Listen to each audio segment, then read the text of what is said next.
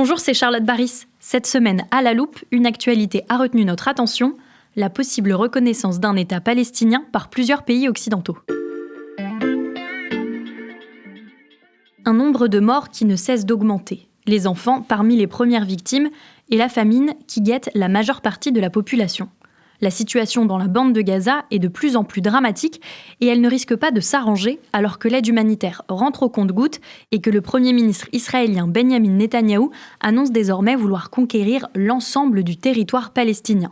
Face à l'horreur de la situation sur place, les dirigeants occidentaux haussent le ton, la France en tête. Les images qui nous reviennent de Gaza, la situation des civils, des femmes et des enfants, nous obligent aujourd'hui à avancer d'un cran supplémentaire. Sur l'antenne de France Inter ce mardi, Jean-Noël Barrot se montre ferme. On ne peut pas laisser aux enfants de Gaza en héritage la violence et la haine. Et donc il faut que tout cela cesse. Et c'est pourquoi nous sommes déterminés à reconnaître l'État de Palestine. Le ministre français des Affaires étrangères n'est pas le seul à hausser le ton face à Israël. La France, le Royaume-Uni et le Canada ont publié ce lundi un communiqué conjoint pour critiquer l'offensive israélienne dans la bande de Gaza. Ils l'annoncent, ils ne resteront pas les bras croisés face aux scènes d'horreur dans le territoire palestinien. Et pour mettre la pression sur Tel Aviv, une solution semble de plus en plus s'imposer, la reconnaissance d'un État palestinien. Pour en parler, je reçois aujourd'hui Charles Carrasco, journaliste au service Monde de l'Express. Bonjour Charles. Bonjour Charlotte. Charles, il faut préciser que cette idée, qu'on appelle souvent la solution à deux États, elle n'est pas nouvelle. Non, effectivement. Alors l'ONU défend depuis longtemps la coexistence d'Israël et de la Palestine. C'est une idée qui est soutenue par de nombreux pays, dont la France. Et il y a plus de 40 ans, François Mitterrand se disait déjà pour. Le dialogue suppose que chaque partie puisse aller jusqu'au bout de son droit, ce qui, pour les Palestiniens, comme pour les autres, peut le moment venu signifier un État. Et depuis, est-ce que le sujet a avancé ? Les accords d'Oslo de 1993 ont permis un premier pas, que l'État hébreu reconnaisse l'Organisation de libération de la Palestine, l'OLP, comme représentante légitime du peuple palestinien. Mais depuis, la région a connu plusieurs guerres très meurtrières. L'OLP est aujourd'hui très contestée, tout comme l'autorité palestinienne. On en a parlé dans un précédent épisode de La Loupe. Et le gouvernement israélien de Netanyahou n'est pas du tout sur une ligne pro-reconnaissance d'un État palestinien. Ça, c'est le point de vue d'Israël. Sur la scène internationale, est-ce qu'il y a eu des évolutions ? Oui, on peut dire ça. En 2012, la Palestine a obtenu un statut d'État non membre observateur à l'ONU, ce qui lui permet de participer aux procédures sans pouvoir voter sur les projets de résolution. Alors c'est une reconnaissance partielle. Aujourd'hui, il y a près de 150 pays dans le monde qui reconnaissent officiellement l'État palestinien. Parmi les derniers en date à sauter le pas, on peut citer l'Irlande, la Norvège et l'Espagne. La France, on l'a dit, veut reconnaître cet État palestinien, mais elle n'a pas encore franchi le pas.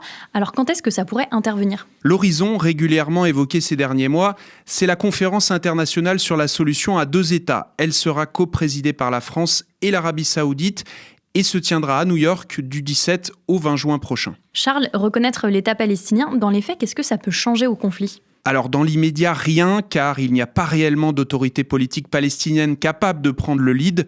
Mais l'objectif du président français est, comme il le dit, d'enclencher une dynamique pour que d'autres pays fassent la même chose et ainsi pousser pour une résolution politique, celle des deux États.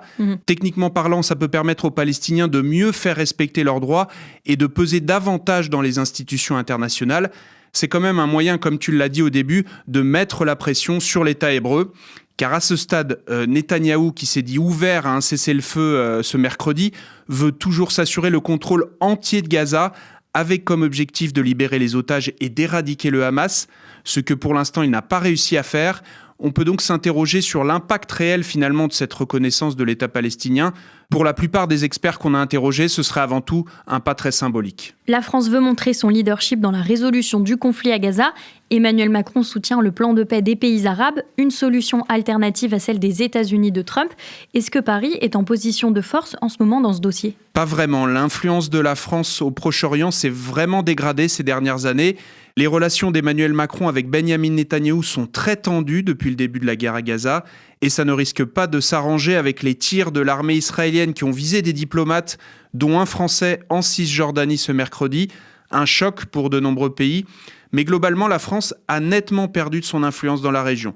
Aujourd'hui, certains pays sont nettement plus impliqués dans les processus de négociation, comme le Qatar, l'Égypte et bien sûr les États-Unis, les grands alliés d'Israël. Pourtant, Charles, les relations entre Israël et les États-Unis se tendent un peu ces dernières semaines. Oui, Trump commence vraiment à se lasser de la guerre à Gaza, après ses déclarations choc sur la Riviera qu'il voudrait créer dans le territoire palestinien.